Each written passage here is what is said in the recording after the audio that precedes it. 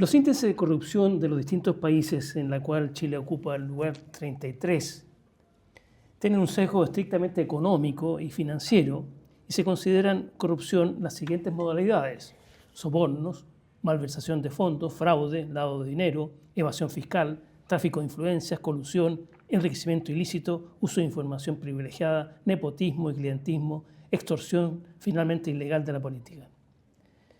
De entrada advierto que no me referiré a la corrupción limitándome a una perspectiva meramente económica, que considero reduccionista. Si bien puede ser legítimo para un enfoque especializado, es parcial, unidimensional y creo que las causas son más profundas y multidimensionales.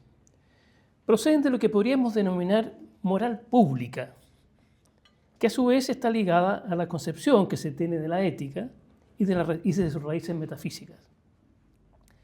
Bueno, podría ilustrar una serie de estadísticas, me las salto porque son estadísticas de Estados Unidos, pero en fin, que hablan sobre la corrupción, la droga, los juegos, en fin. Todo esto también ocurre en Chile, me salto la estadística, ¿no? Es un hecho que comprobamos a diario, el descenso de la moralidad pública, y una de sus manifestaciones laterales es la corrupción económica. Un hecho que por razones analíticas puede aislarse, pero tiene todo este trasfondo ético de la cual es artificial separarlo. La preocupación por la salud y la seguridad pública, sin lugar a dudas, justifica la existencia de la legislación penal y civil, pero dicha preocupación también justifica obligaciones morales. Robert George, refiriéndose a la pornografía, introduce el concepto de ecología moral, donde prospera el material, lo cito, material diseñado para incitar un interés lascivo en el sexo al despertar el deseo sexual no integrado a los bienes procreativos y nutritivos del matrimonio, se produce un daño a la ecología moral de una comunidad de manera análoga a la que las emisiones cancerígenas de una fábrica que dañan la ecología física de una comunidad. La sociedad ha legalizado gran parte de lo que solía ser la mafia: juegos de azar, drogas y pornografía. Una pornografía a un solo clic, ahora disponible a escala industrial, en video de alta definición de forma gratuita en línea. El tráfico y el abuso sexuales infantil son comunes en el mundo de la pornografía en línea. Son trágicas las adicciones en este ámbito y penoso encontrar a un hombre de 25 años con disfunción eréctil. La marihuana de hoy no es como la de cuando yo estaba en la universidad, es mucho más potente, puede causar psicosis sobre todo en jóvenes, y ni hablar si está contaminada con fentanilo. Otro capítulo que crece es el de las ludopatías. El juego tecnológico actual está respaldado por empresas multimillonarias que utilizan las mismas técnicas de manipulación psicológica de vanguardia implementadas digitalmente que los gigantes de las redes sociales para mantenerte jugando incluso si intentas escapar. En fin, es un hecho el surgimiento de un orden postcristiano ha propiciado la propagación del vicio en nuestra sociedad. Detrás de todo lo que ocurre hay una crisis moral y la corrupción es un concepto más amplio que el meramente económico. Sin vínculos sociales, la democracia se debilita. Sin confianza, las instituciones se vacían. Sin sentido del deber, la libertad se transforma en indiferencia. Nadar contra esta cultura degradada es más fácil cuando se es parte de una ecología moral alternativa, parte de una comunidad que vive un conjunto de reglas que se rige por estándares más altos, espera más y eleva sus aspiraciones a objetivos magnánimos en servicio a los demás. Hay que revalorizar lo cercano, la familia, la escuela, el barrio, la parroquia, las organizaciones sociales, deportivas, culturales. Se requiere un cambio cultural, un nuevo planteamiento de esta índole que ya no puede seguir ateniéndose a la generatio equívoca del tipo mandevillano, según las cuales las virtudes públicas procederían como por arte de magia de los vicios privados. Es el concepto de virtud, en buena parte rehabilitado por la ética actual, el que impide tal decisión entre el sujeto y el objeto, el individuo y la comunidad, lo privado y lo público, que en realidad se imbrican y solo artificialmente cabe distinguir. Lo mismo que ya no resulta viable en general la separación entre la moral privada y la ética pública, aunque no convenga caer en confusiones que llevarían al relativismo o al moralismo. La moral o ética constituye una unidad vital que no admite contraposiciones duales, aunque sea correcto e incluso necesario distinguir entre las diversas esferas de la justicia, según la propuesta de Michel Welser. Ya son abundantes las desafortunadas consecuencias que lleva consigo la ruptura teórica y práctica entre la moral personal y la ética pública. El Estado, amparado en un agnosticismo axiológico, no exento de determinados fundamentos filosóficos que hacen que su presunta neutralidad, una ilusión, impide que los ciudadanos adopten decisiones de relevancia pública acerca de lo bueno y lo malo, lo justo y lo injusto. Se permite que esas elecciones vitales, asépticamente, sean ejercidas en el ámbito privado, porque el espacio público debe estar regido por un neutralismo que solo admite normas abstractas justificadas de un modo puramente procedimental. El liberalismo exige este desarraigo y requiere de esta decisión que inevitablemente es un plano inclinado hacia un creciente individualismo. Solo se aspira a un consenso fáctico, dado que las plurales concepciones de la vida, se piensa, conducen a un antagonismo insalvable en el que no cabe una discusión intelectual conducente a un consenso racional. Esta tajante separación conduce a que la única voz autorizada para abordar el ámbito de lo público sea la de los expertos, los únicos preparados para afrontar las complejidades de una sociedad altamente compleja y tecnificada, y sistemáticamente sean marginados el ciudadano de la calle y el hombre corriente. Ante este estado de cosas, no puede extrañar la poca participación ciudadana en la cuestión pública y su desencanto por la política. Tampoco puede extrañar, dado que esta artificial separación así lo posibilita, la omnipresente corrupción que actualmente llena de desasosiego y perplejidad a nuestras democracias. Todo indica que la corrupción no es casual ni accidental cuando se separa la ética pública de la ética privada. El esfuerzo por silenciar toda discusión moral, filosófica y religiosa del ámbito público, en vistas a un consenso instrumental y fáctico, ha empobrecido el discurso político y erosionado los recursos éticos y cívicos que pudieran permitir una mayor participación ciudadana que toda democracia está llamada a promover. Alejandro Llano se revela ante este estado de cosas cuando escribe. Alejandro Llano es un filósofo con el cual yo hice mi tesis doctoral. Hace poco hubo un congreso en torno a su pensamiento y tiene un libro notable que se llama Humanismo Cívico. Dice lo siguiente: mi envergadura moral se ve dramáticamente aplanada cuando mis convicciones éticas solo me sirven para andar por casa, mientras que los empeños de mayor aliento, las cosas serias, han de ser gestionadas por personas o entidades formalmente legitimadas para representar el interés general. Y lo que las legitime, naturalmente, no habrá de ser su supuesta categoría ética, porque entonces recaeríamos en los laberintos divergentes de los sentimientos morales intransferibles, de las concepciones filosóficas o religiosas, o por decirlo de una vez, en la maraña de irracionalismo personal. Lo que justifica a las instancias oficiales y a sus correspondientes expertos no es la ética, sino la técnica. La técnica política necesaria para escalar el poder en una sociedad mediática, podríamos decir malévolamente, pero también podríamos decir con mayor cordura, la técnica jurídica y la técnica económica, los conocimientos aplicados propios de la tecnoestructura. Estamos ahora en el ámbito más restringido de la razón pública, regido por los principios de neutralidad y eficacia. Ahí termina la cita. Creemos que un ámbito público sin religión, sin filosofía o sin convicciones morales es impensable porque forma parte del trasfondo cultural de la sociedad civil.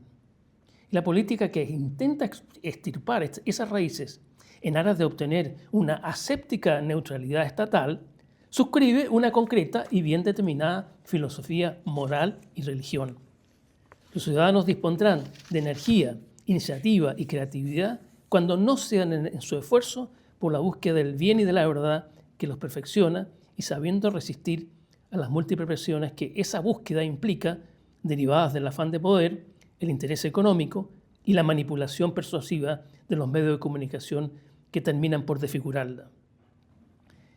Esta disyunción y separación que denunciamos está íntimamente asociada a otra más profunda y originaria, a saber, la separación, también artificial, entre poiesis y praxis, entre lo técnico y lo ético. Nuevamente, si bien cabe distinguirlas, no conviene separarlas. No solo interesa hacer buenos zapatos, sino preguntarnos qué le acontece al zapatero cuando hace zapatos con arte y oficio, si crece como persona en lo cognitivo, moral y espiritual. La praxis no remite a la perfección de la obra externa, sino a la vida lograda de la gente, a su incremento en su dignidad humana y personal. Ello requiere el despliegue de las virtudes tanto intelectuales y morales, informadas por el amor, es decir, una rectitud de vida que no se limita unilateral y restrictivamente a la mera honestidad económica, al parecer único criterio objetivo según el cual se juzga la honradez de la ética pública. En absoluto se trata de una especie de moralismo o reducción de la política a la ética, pero sí considerar que la pérdida del alcance político de la ética, con la privatización del bien que ello implica, es el reverso de la desmoralización de la política, de su tecnificación y pragmatismo creciente que cada vez más conducen a formas intolerables de insolidaridad. Se trata de evitar tanto una concepción individualista de la ética como una interpretación exclusivamente técnica de la política. El lema, en tu vida privada, haz lo que quieras, siempre que no entorpezca los mecanismos objetivos del buen funcionamiento técnico-económico, se ha mostrado simplista e irreal, un artificial reparto de territorios. Además, un mínimo realismo ético nos indica que muchos individuos que dicen hacer lo que quieren, por las dependencias y sometimientos que implican, no es lo que en el fondo ellos mismos quisieran querer, sobre todo cuando los criterios de actuación proceden de una emotividad desbordada o de impulsos vitales que distorsiona todo discernimiento racional.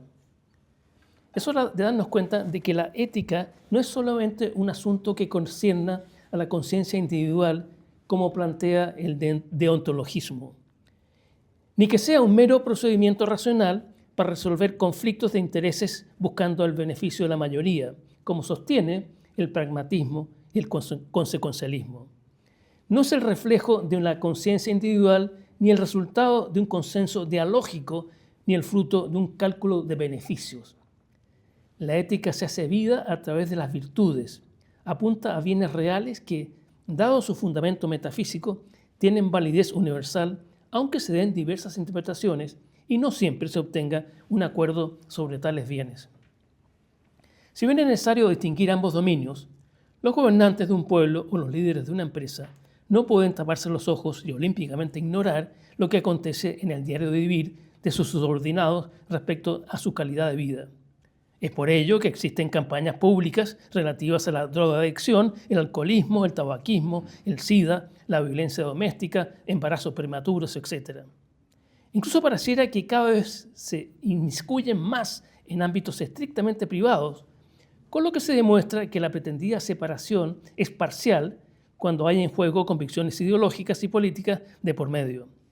Dada la mutua interconexión de las virtudes entre sí, no es posible establecer fronteras bien delimitadas entre las virtudes que se despliegan en el ámbito privado, templanza por ejemplo, de las que parecen encontrar su ámbito propio en el dominio público. Además, no raras veces la corrupción pública, la económica que todos unánimemente rechazan, ha surgido de la necesidad de atender a los cuantiosos gastos que demandan los vicios privados. Con humor y sensatez lo ha planteado Alejandro Llano cuando escribe: la razón pública permanece en la convicción de que no es políticamente fiable aquel que no es capaz de llevar una vida personal moralmente digna. El vicio de mentir no se distiende en dos niveles, el privado y el público, sino que consiste en un hábito unitario que se ejerce allí donde salta la oportunidad de obtener un beneficio personal o colectivo a base de ocultar la verdad. Como saben los anglosajones, no es prudente elegir como gobernador a quien no le compraríamos un caballo o un coche usado. Quien abusa sexualmente de los más débiles en la oscuridad, no se abstendrá de atropellar económicamente a quienes están bajo su dominio en el quehacer profesional o político. El que es dogmático en su vida intelectual y recaba orgullosamente para sí el tener toda la razón, suele ser un fanático o un sectario en su actuación pública, donde no admite que otras personas o grupos puedan haber llegado a enfoques más ciertos o a soluciones mejor pensadas. Los mejores clásicos del pensamiento democrático, contrario a la fábula de Bernard de Mandeville, vicios privados, virtudes públicas, especialmente Tocqueville, establecen la estrecha conexión que existe entre la pervivencia del auténtico régimen democrático y la calidad ética de los miembros de las comunidades que lo componen. Incluso se puede aseverar que la democracia estriba en comprenderla como un sistema político que se basa en la relevancia social de las virtudes morales.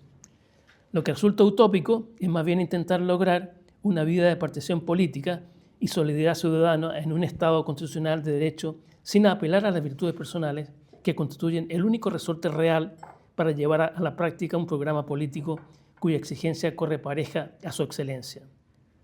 No puede aceptarse tranquilamente que lo privado sea sinónimo de lo privativo, carente de misión social, recortada en su alcance y únicamente al servicio de sus intereses particulares y desentendiendo del bien general. En ese caso, lo privado pasaría a ser sinónimo de exclusivos intereses egoístas, y dichas actividades carecerían de sentido y estarían privadas de dignidad, a la vez que se transfiere únicamente al Estado el monopolio de la benevolencia. Si bien cabe distinguir la ética pública de la privada, el dinamismo y la unidad de la conducta ética hace imposible distinguir entre las virtudes que se adquieren y ejercitan de modo privado y las que se adquieren y ejercitan de modo público. No se sabe bien dónde establecer la frontera y si es necesario establecerla. Es que las virtudes no pueden adquirirse en solitario, ni tampoco cabe desarrollarlas en una estricta privacidad. Resulta imposible establecer compartimentos estancos en nuestro comportamiento. La copa de vino bebida cada tarde en la oscuridad de la bodega o en el rincón de un bar acaba dejando un rastro en la mirada, los ojos y el aliento. La diaria lectura de obras literarias valiosas termina por manifestarse de buenas a primeras en el inicio de un diálogo por trivial que sea. La prepotencia en el trabajo se delata al interior de la familia, como los hijos pueden indicarlo. Para no referirnos a la asociación y vínculo causal que constantemente establecen ciertas revistas empeñadas en ventilar sórdidas intimidades entre la infidelidad conyugal y sus clandestinos encuentros con la secuencia implacable de corrupción política que fatalmente parece conducir a esas mismas personalidades públicas. No es válida la oposición entre estos dos extremos. La identificación entre lo individual y lo privado, por una parte, y lo público y estatal, por otra. Entre los extremos de la pura privacy y de las entidades oficiales se inserta el amplio multiforme espacio de lo social en el que lo público y lo privado se entremezclan, se entrelazan sin confundirse. Lo cierto es que ni el mercado tiene la propiedad exclusiva de la eficacia, ni el Estado la marca registrada de la benevolencia. Es preciso superar esta crispada dialéctica entre la tesis pública del interés general y la antítesis privada del bien particular. El que la iniciativa privada se ocupe libremente en la promoción del bien público contribuye a su perfección como persona, a alcanzar una vida lograda, dado que la plenitud existencial de una persona, que como seres sociales no puede conseguirse en el ámbito meramente privado. Se debe insistir en la dimensión social de la libertad, es decir, sobre la realidad de que la libertad personal está llamada a tareas que trascienden el estrecho cerco de los intereses individuales. La visión cristiana de la vida pone en el centro el amor a los demás, la solidaridad de quienes forman un solo cuerpo, y saben que la salvación no es un asunto individualista. Todos dependemos de todos en un sentido muy profundo y esencial, porque la libertad humana no consiste en la carencia de vínculos y en la fuerza vital con que uno los acepta y permanece fiel a ellos. He señalado que en la base de estos errores se halla la separación de la ética pública y la ética privada. La ética pública sería puramente procedimental y se agotaría en los cumplimientos de las normas constitucionales y en el respeto al derecho positivo. En cambio, la ética personal se vería relegada exclusivamente al cerco privado sin ninguna manifestación política o económica. Cuando lo cierto, y siguiendo, es que solo hay una ética que ciertamente presenta aspectos privados y aspectos públicos, que no son delimitados entre sí de modo neto, ni se deben separar de manera drástica. Si alguien no es honrado o limpio en su vida personal o familiar, será muy raro que se comporte con honestidad en la esfera pública, porque le faltará el temple moral necesario para cometer acciones que sean a la vez justas y arduas, o para evitar comportamientos que seducen por su encanto inmediato, pero acaban por corromper a las personas y perjudicar gravemente el bien común. Y a su vez, si alguien no se conduce rectamente en el nivel público, ese desgarramiento existencial se traducirá rápidamente en las relaciones más íntimas y personales, según se manifiesta en la inestabilidad familiar de no pocas personas que estarían obligadas, por autoridad que representan, a tener una conducta intachable en el terreno personal. El problema al que nos vemos enfrentados es, a fin de cuentas, el de la educación. Lo grave es que, siendo lo más importante de todo, no acabamos de tomárnoslo en serio. Y así van accediendo al ámbito público generaciones que no alcanzan la madurez necesaria para encaminar la vida en común de manera sensata y éticamente aceptable. La erosión progresiva de la familia ha dejado tras de sí un gran vacío que la asistencia pública nunca podrá llenar. La anómeda de la familia, es decir, su desregulación con las leyes del divorcio y aún más con el reconocimiento de familias de hecho, inclusive entre homosexuales, está en el origen de buena parte de los casos de marginación y nueva pobreza. Los miembros más débiles, minusválidos, ancianos, depresivos, inadaptados, quedan abandonados a la intemperie pública, multiplicándose así las conductas erráticas y las situaciones límite, delincuencia juvenil, prostitución temprana, infección por SIDA, fracaso escolar, drogadicción, violencia y suicidio. Como fuerza opuesta a este deterioro ético y cívico, la familia es la forma radical de solidaridad y de este suplemento de sentido que la sociedad necesita. Hannah Arendt decía que la única innovación radical en el universo es el nacimiento de un nuevo ser humano. Cuando un niño viene a este mundo, tenemos ante nosotros una sorprendente novedad en la que la creación de Dios y el fruto del amor de los padres se dan misteriosamente la mano. En la familia radica la energía e iniciativa social para una verdadera renovación cultural que ha de ser obra, por ley de vida, de las familias jóvenes. Afrontan una gran responsabilidad histórica. La familia es el único lugar donde debiéramos amarnos simplemente por el valor incondicional de nuestra desnudez humana. Como ha mostrado Pier Paolo Donati, fundador de la sociología relacional, la familia es una correcta relación de coidentidades biográficas donde encontramos el amor incondicional y donde encontramos, por lo tanto, las aprobaciones y predilecciones de fondo, aquellas que nos permiten humanizarnos, o por el contrario, aquellas que por carecer de ellas o por estar muy estructuradas nos impulsan hacia senderos de inseguridad, a la búsqueda desesperada de ser amados, pero con la sensación de que solo somos aceptados o estimados en tanto en cuanto respondemos a utilidades o expectativas, de que somos interesantes solo para algo y fuera de ese algo seríamos vendibles, no interesaríamos a nadie. Este es el fondo, a veces ignorado por parte de los propios sufrientes, de las cada vez más frecuentes consultas de terapia, de inseguridades no explicadas, de hostilidad hacia los demás, de soledad e incomunicación. No podemos perder el sentido profundo de lo co-biográfico, amoroso e incondicional que es la familia, trastocada y sustituida por una red de intereses. La formación cívica posee, por tanto, una dimensión ética con profundas implicaciones políticas, entendidas en el sentido más amplio del término. Ser una buena persona implica de manera inseparable aspirar también a ser un buen ciudadano. Sin embargo, especialmente en contextos de regímenes injustos, esto no significa obedecer de forma acrítica las normas vigentes.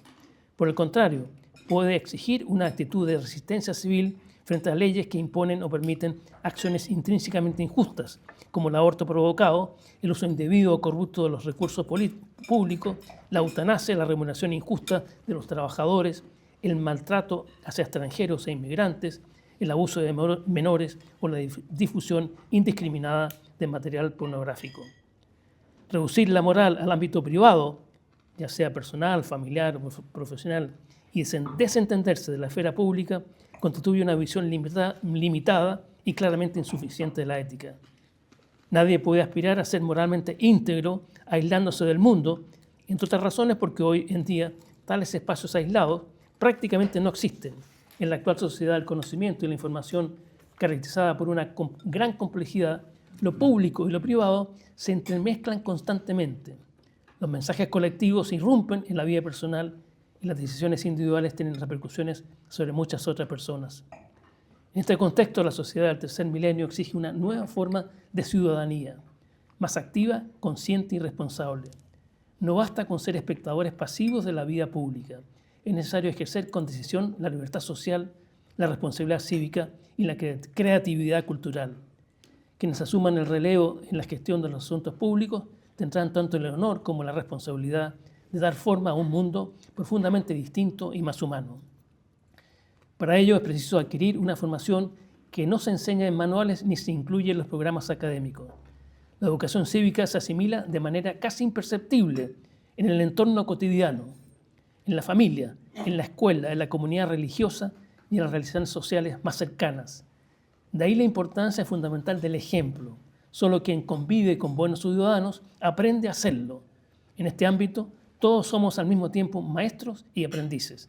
Cada uno debe asumir su parte de responsabilidad y proponerse no fallar a los demás.